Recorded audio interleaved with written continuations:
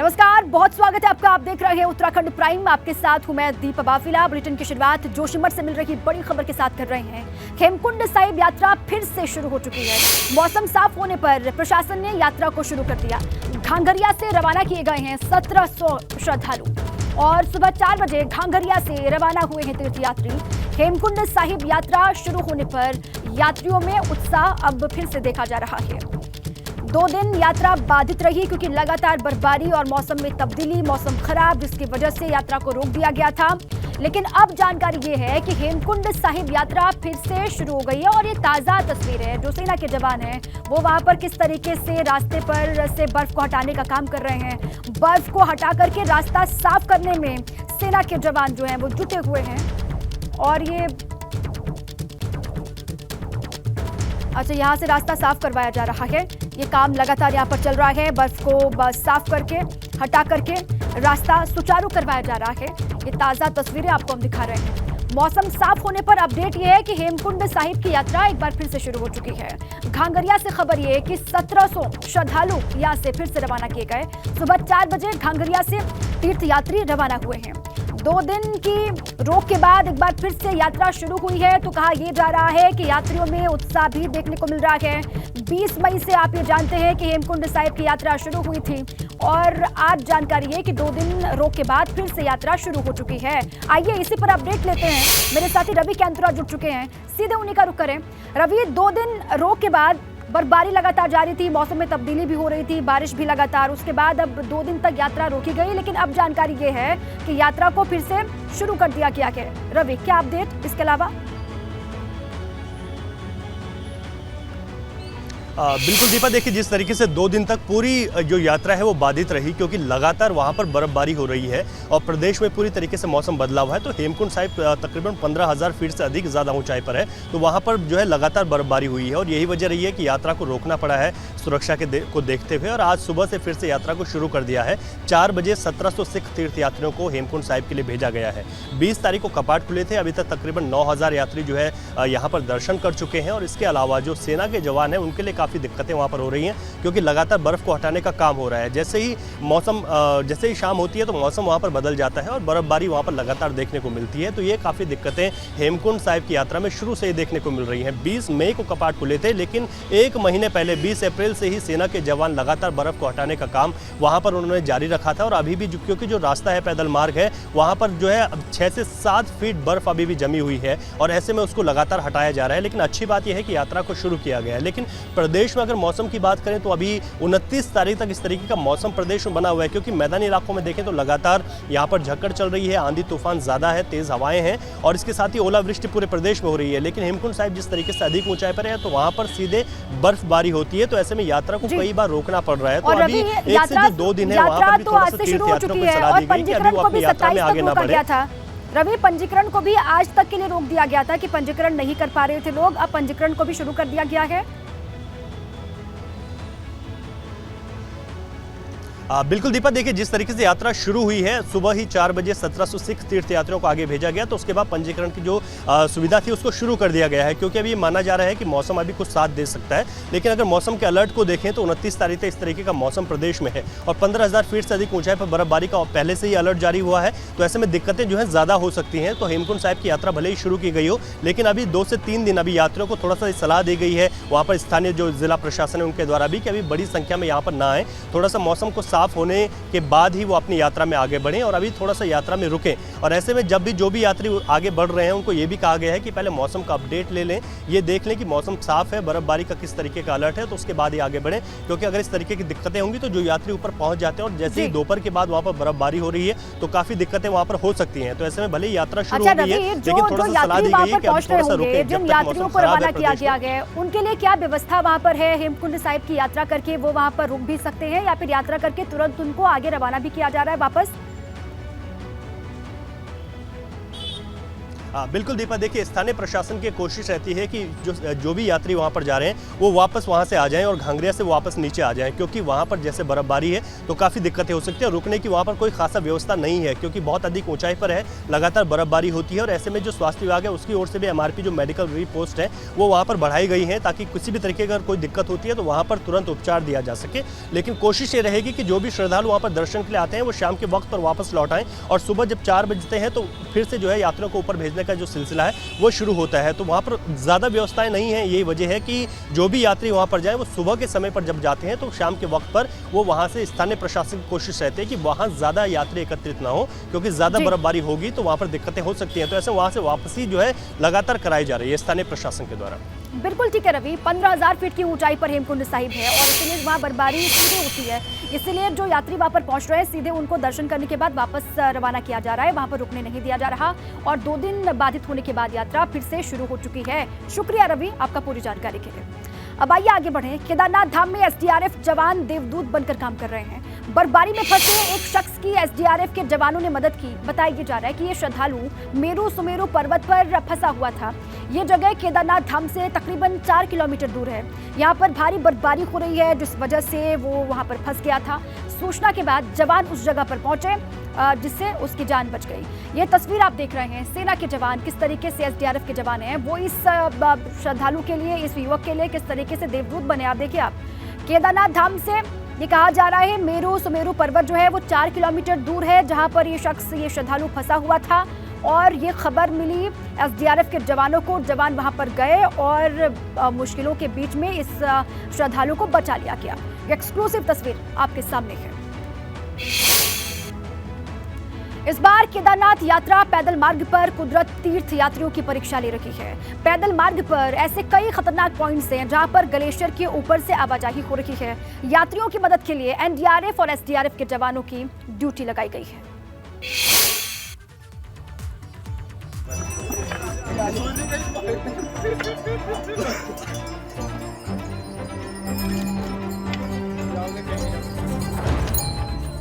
केदारनाथ में देवदूत बने जवान, पैदल मार्ग पर यात्रियों को करा रहे सुरक्षित आवाजाही। केदारनाथ पैदल मार्ग पर अभी भी कई जगह ग्लेशियर जमे हुए हैं। ग्लेशियर के ऊपर सीढ़ी नुमा रास्ता तैयार किया गया है, उसी के ऊपर यात्री आवाजाही कर रहे हैं। यहाँ से गुजरना खतरनाक हो सकता है, इसलिए जवान की ड्यूटी लगाई गई है। NDRF और SDRF के जवान मुस्तैदी के साथ यात्रियों को डेंजर पॉइंट्स को पार करवा रही हैं। यात्रियों को यात्रा के दौरान किसी भी तरह की असुविधा का सामना नहीं करना पड़ रहा है। जैसे कि विदित है, 3 मई को भैरव और कुबेर ग्लेशियर के पास ग्लेशियर टूट जाने के कारण मार्ग बाधित हो गया था। मार्ग को खुलवाने में NDRF, SDRF, DDRF और रुद्रप्रयाग पुलिस के जवानों की अहम भूमिका रही है। ग्लेशियर वाली जगह पर बर्फ काफी ठोस हो गई है। फिसलन बढ़ने की वजह से अब यहाँ पर खतरा भी है। यात्रियों की सुरक्षा को देखते हुए यहाँ पर हर समय जवान तैनात रहते हैं। जो हमारा ट्रैक रूट है वहाँ पर लगातार हमारी फोर्सेस तैनात हैं। जो ग्लेशियर पॉइंट्स हैं यहाँ पर या फिर जहाँ हमारे पत्थर गिरने के पॉइंट्स हैं जहाँ पर कोई हादसा होने के चांसेस रहते हैं, वहाँ पर हमारी टीम्स तैनात हैं जो वॉच भी कर रही हैं। 4 मई को हुई बर्फबारी के दौरान पैदल मार्ग पर भैरव और कुबेर गदेरे में ग्लेशियर आ गिरा था। ग्लेशियर को काट कर रास्ता तो तैयार कर दिया गया, मगर पैदल मार्ग पर बर्फ अभी भी जमी हुई है। ये बर्फ इतनी ज्यादा है कि इसे साफ करना मुमकिन नहीं, इसलिए बर्फ के ऊपर से आवाजाही करवाई जा रही है। ABP गंगा के लिए रुद्रप्रयाग से रोहित डिमरी की रिपोर्ट। अब आइए आगे बढ़े। दिल्ली से बड़ी खबर है। दिल्ली दौरे पर मुख्यमंत्री पुष्कर सिंह धामी नीति आयोग की बैठक में शामिल होने के लिए पहुंचे हैं। पुष्कर सिंह धामी मीटिंग में उत्तराखंड के विकास से जुड़ी तमाम योजनाओं को रखेंगे CM पुष्कर सिंह धामी। नीति आयोग की बैठक दिल्ली में और इसी बैठक के लिए दिल्ली दौरे पर पहुंचे हैं मुख्यमंत्री पुष्कर सिंह धामी। वहां पर इस बैठक में उनको शरीक वो हो रहे हैं और मीटिंग में उत्तराखंड के विकास से जुड़ी हुई तमाम योजनाओं को रखेंगे CM पुष्कर सिंह धामी। जो काम हमारे विकास की दृष्टि से चल रहे हैं उन सभी कामों को रखेंगे।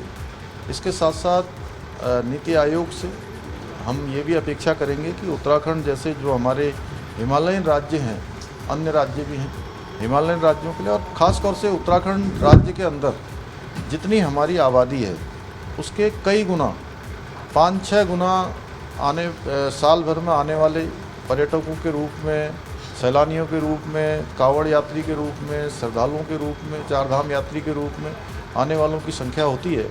लगभग 7 करोड़ से भी ज़्यादा ऐसे लोगों का हमें कहीं न कहीं आतिथ्य सत्कार करना पड़ता है, उनको सभी सुविधाएं देनी पड़ती हैं। तो निश्चित रूप से हम अपनी अपेक्षा नीति आयोग के समक्ष रखेंगे। और इसी पर अधिक जानकारियों के साथ मेरे साथी अविनाश तिवारी जुड़ चुके हैं, उन्हीं का सीधे रुख कर लेते हैं। अविनाश, दिल्ली पहुंच चुके हैं सीएम पुष्कर सिंह धामी, नीति आयोग की बैठक में वो शामिल होंगे और उत्तराखंड के विकास से जुड़े हुए तमाम योजनाओं को इस बैठक में रखेंगे पुष्कर सिंह धामी। अविनाश, जी बिल्कुल, अगर बात करें तो इस वक्त नीति आयोग की ये जो बैठक है ये चल रही है प्रगति मैदान के नया जो कन्वेंशन सेंटर है उसमें ये बैठक चल रही है, जहाँ पे प्रधानमंत्री नरेंद्र मोदी, गृह मंत्री अमित शाह, रक्षा मंत्री राजनाथ सिंह, अल्पसंख्यक एवं महिला बाल विकास मंत्री स्मृति ईरानी, ये तमाम सारे केंद्रीय मंत्री भी वहाँ पे मौजूद हैं। और उन्हीं की अगर बात करें मौजूदगी में प्रधानमंत्री अध्यक्षता कर रहे हैं। तमाम सारे मुख्यमंत्री जो राज्यों के आए हैं उनकी बातचीत सुन रहे हैं, राज्यों की जो परेशानियां हैं, राज्यों के जो विकास के कार्यक्रम है, उन तमाम सारी चीजों की वहाँ पे जानकारी दी जा रही है। क्योंकि अगर बात करें तमाम सारे जो राज्य हैं अल्फाबेटिकली वाइज अपने अपने प्रेजेंटेशन रखते हैं, तो यूपी और उत्तराखंड के जो राज्य हैं वो सबसे आखिर में अपना प्रेजेंटेशन रखेंगे, अपनी बात वहां पे रखेंगे। और पुष्कर सिंह धामी जो कि उत्तराखंड के मुख्यमंत्री हैं वो भी इस बैठक में शिरकत कर रहे हैं। और उत्तराखंड में जो समग्र विकास चल रहा है, चाहे वो चारधाम के पुनर्निर्माण का कार्य हो या इसके अलावा देहरादून को स्मार्ट सिटी बनाने का कार्य हो, हरिद्वार को जो है वहाँ पे जिस तरीके से विकास कार्य चला, इसकी जानकारी तो देंगे ही, लेकिन प्रमुख तौर पर जो मांग करेंगे केंद्र सरकार से नीति आयोग की इस बैठक में, उसमें ये मांग करेंगे कि उत्तराखंड एक पर्यटन स्टेट है और वहाँ पे काफी संख्या में अब पर्यटक पहुंचने लगे हैं। पिछले वर्ष ही हमने देखा था कि भारी तादाद में चारधाम यात्रा के लिए श्रद्धालु पहुंचे थे और काफी ज्यादा संख्या में बड़ी तादाद में लोग पर्यटन करने के लिए उत्तराखंड में अब आ रहे हैं। ऐसे में उत्तराखंड के मुख्यमंत्री की ये डिमांड रहेगी, तकरीबन 7 करोड़ का ये आंकड़ा पहुंच गया है पर्यटकों का जो साल भर में उत्तराखंड में आते हैं, तो उनको बेहतर सुविधाएं देने के लिए उत्तराखंड को थोड़ा और बजट दिया जाए और थोड़ा सुविधाएं दी जाए, जिससे कि जो पर्यटक वहां पे आते हैं इनको और सुविधाएं प्रदान की जा सके और पर्यटकों की संख्या और बढ़ सके, जिससे कि लोगों का जीविकोपार्जन उत्तराखंड में हो सके और पलायन रुक सके। ठीक है, तमाम जो प्रोजेक्ट्स चल रहे हैं उत्तराखंड में और विकास की जो योजनाएं चल रही हैं उसी को लेकर वो जानकारी भी देंगे और यही इस बार की थीम भी है कि देश के विकास में राज्यों की क्या भूमिका है। इसी पर नीति आयोग की बैठक और इसमें शरीक होने के लिए सीएम पुष्कर सिंह धामी पहुंचे हुए बैठक चल रही है। शुक्रिया अविनाश पूरी जानकारी। किच्चा रेलवे स्टेशन के पास प्रशासन ने अतिक्रमण के खिलाफ कार्रवाई की है। पुलिस फोर्स की मौजूदगी में कार्रवाई यहां पर की गई और इस दौरान सरकारी जमीन पर कब्जा जमाए बैठे दुकानदारों से कब्जा हटवाया जा रहा है। और ये खबर है कि ऐसी करीब 200 दुकानें हैं और 200 मकान हैं जो अतिक्रमण की जद में यहां पर आ रहे हैं और सभी को खाली करवाया जाएगा, सभी को यहां से हटाया जाएगा। प्रशासन के रडार पर 200 दुकानें और 200 घर।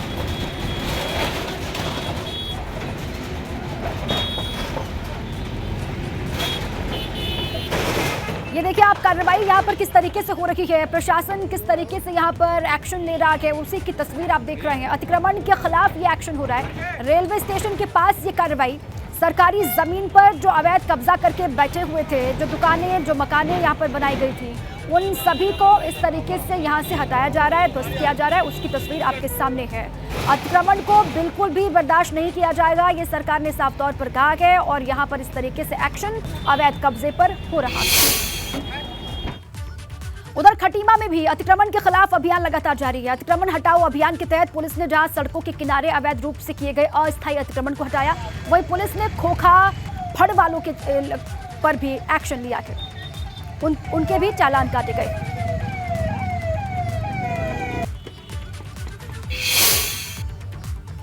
हल्द्वानी शहर में हो रहे लगातार अतिक्रमण पर अब प्रशासन सख्त हो चुका है। निगम की टीम ने हल्द्वानी बाजार में सब्जी मंडी, मेन बाजार में हो रहे अतिक्रमण के खिलाफ कार्रवाई की। बुलडोजर से अवैध कब्जों को तोड़ा गया और जहां बुलडोजर नहीं पहुंचा वहां पर मजदूर लगा करके हथौड़े से अवैध निर्माण को तोड़ा गया। ये जो शहर में जितना भी अतिक्रमण है, जो रोडों पर लोगों ने चलने की जगहों को घेर रखा है, उस पर अभियान चला रहा है। इसी क्रम में हमारे उच्च अधिकारियों के भी लगातार निर्देश प्राप्त हो रहे हैं और साथ ही लगातार हम लोग आपके चैनल के माध्यम से अपील भी कर रहे हैं कि जिन्होंने भी नालियों पर कब्जा कर रखा है, रोडों पर अपना सामान रखकर जो है बेचने की प्रवृत्ति को पाल रहे हैं, उसे कृपया बंद कर दें। 3 बजे का टाइम भी नियत था। क्षेत्र में फल मंडी, सब्जी मंडी और मुख्य बाजार ये नियत था और ये सब्जी मंडी से लगता हुआ क्षेत्र ईदगाह के आसपास का क्षेत्र आप देख रहे हैं। अभी मैं देखा कि यहाँ पर करीब 10 दुकानें नाले के ऊपर बनी हुई हैं, उनको हमने अल्टीमेटम मौखिक रूप से दे दिया है और लिखित में भी दूंगा। उधर रुड़की के भगवानपुर में कुछ लोगों की दबंगई का वीडियो सामने आया है, जिसमें कुछ दबंग लोगों ने कार सवार युवक को डंडों से बेरहमी से पीटा है। बताया जा रहा है कि युवक अपनी पत्नी के साथ मंदिर गया हुआ था और इसी दौरान ये घटना वहां पर उसके साथ घटी। सीसीटीवी के आधार पर अब पुलिस पूरे ही मामले की पड़ताल कर रही है, छानबीन कर रही है। ये सीसीटीवी फुटेज आपके सामने भी है। भगवानपुर के चुड़ियाला इलाके का ये मामला, जहां पर एक युवक को दबंगों ने इस तरीके से पीटा, डंडों से उसको पीटा जा रहा है। अपनी पत्नी के साथ वो मंदिर जा रहा था। खबर है अचानक से दबंग यहां पर आते हैं, पुरानी कोई रंजिश इनकी बताई जा रही है और दबंगों ने युवक के साथ इस तरीके से मारपीट की। सीसीटीवी में कैद ये पूरी ही घटना और इस फुटेज के आधार पर ही पुलिस अब पड़ताल कर रही है, दबंगों तक पहुंचने की कोशिश कर रही है।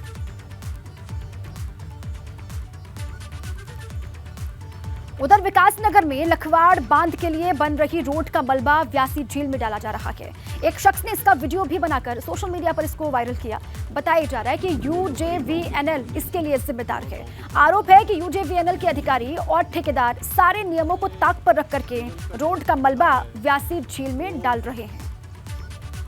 रोड कटिंग का मलबा। और इसी पर अधिक जानकारियों के साथ मेरे साथी विक्रम सिंह जुड़ चुके हैं। विक्रम, ये नियमों को ताक पर रख करके ये व्यासी झील में जो पूरा रोड का मलबा डाला जा रहा है, इसके पीछे कौन जिम्मेदार है और जो आरोप लगाए जा रहे हैं उसको लेकर क्या जानकारी है विक्रम? जानकारी ये मिल रही है कि लखवाड़ बांध के लिए जो ये रोड बन रही है, इस रोड जो पूरा मलबा है वो व्यासी झील में डाला जा रहा है। हालांकि जब हमने यूजेवीएनएल के अधिकारियों से संपर्क करने की कोशिश की तो यूजेवीएनएल के अधिकारी ना तो फोन उठाते हैं और उनके ऑफिस जब हम जाते हैं कि इससे संबंधित हमें बाइट चाहिए तो उनके पास एक रटा रटाया जवाब होता है कि हम इसके लिए ऑथराइज नहीं है, आप सीधा हमारे एमडी ऑफिस जाइए, वहीं से ही आपको बाइटें मिलेगी। तो सवाल ये है कि आखिर इतना, अगर राजधानी से 150 किलोमीटर दूर कोई काम हो रहा है और जो वहाँ साइड पे अधिकारी है जो उसके लिए जिम्मेवार है, तो वो बाइट देते क्यों नहीं है? अब आप देख लीजिए कि इसमें एनजीटी का मामला है, इसमें स्थानीय लोग विरोध कर रहे हैं लेकिन उन्हें कोई ठीक है, आप ही कह रहे हैं विक्रम कि यूजेवीएनएल के अधिकारियों से आप संपर्क करने की कोशिश भी कर रहे हैं, ठेकेदारों से बात करने की कोशिश कर रहे हैं। यूनिफॉर्म सिविल कोड की ड्राफ्ट तैयार कर रही कमेटी को भाजपा नेताओं की तरफ से भी सुझाव दिए गए हैं। भाजपा की तरफ से लिव इन रिलेशन और समलैंगिक विवाह पर आपत्ति जाहिर की गई है। हालांकि कांग्रेस की तरफ से कोई सुझाव नहीं दिया गया। तो यूसीसी की ड्राफ्ट, दो बड़े संवेदनशील मामले चल रहे हैं, एक है समलैंगिकता और दूसरा है लिविंग रिलेशनशिप। इन दोनों के बारे में हमारा मत ये था कि दोनों को मान्यता नहीं मिलनी चाहिए, क्योंकि हमारी जो पारंपरिक जो परंपरा है और जो हमारी पहचान है देश की, उसके विपरीत है। इससे समाज के अंदर एक अनाचारी बढ़ेगा और एक नई प्रकार की विकृति पैदा होगी। हरिद्वार में चल रही विश्व हिंदू परिषद की युवा संतों की आज बैठक लगातार हो रही है। साध्वी मातृशक्ति और युवा साधु संतों के साथ ये बैठक चल रही है। इस दौरान कई अहम विषयों पर साधु संतों से चर्चा होगी, जिसमें परिवार प्रबोधन और लव जिहाद जैसे मुद्दे भी शामिल हैं। इस बैठक में बड़ी संख्या में साध्वी और युवा संत शामिल होने के लिए पहुंचे हुए हैं हरिद्वार।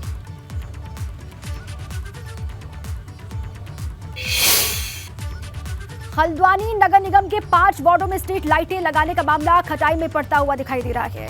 स्मार्ट वार्ड में 5000 स्ट्रीट लाइट लगाई जानी है, जिसका काम अभी तक पूरा नहीं हो पाया। उधर 55 वार्ड में करीब 2500 स्ट्रीट लाइट अभी खराब पड़ी हुई है और इतना ही नहीं, इन स्ट्रीट लाइटों के मेंटेनेंस पर भी ध्यान नहीं दिया जा रहा।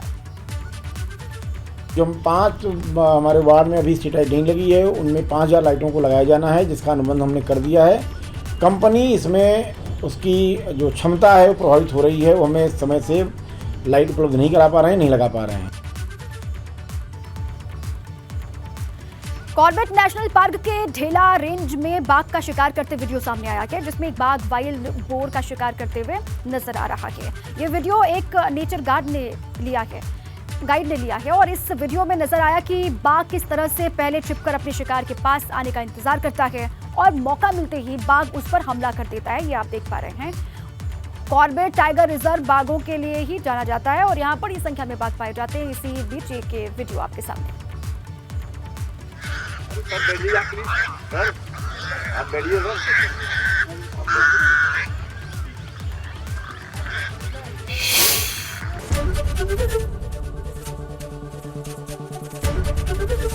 एबीपी गंगा, खबर आपकी, जुबान आपकी।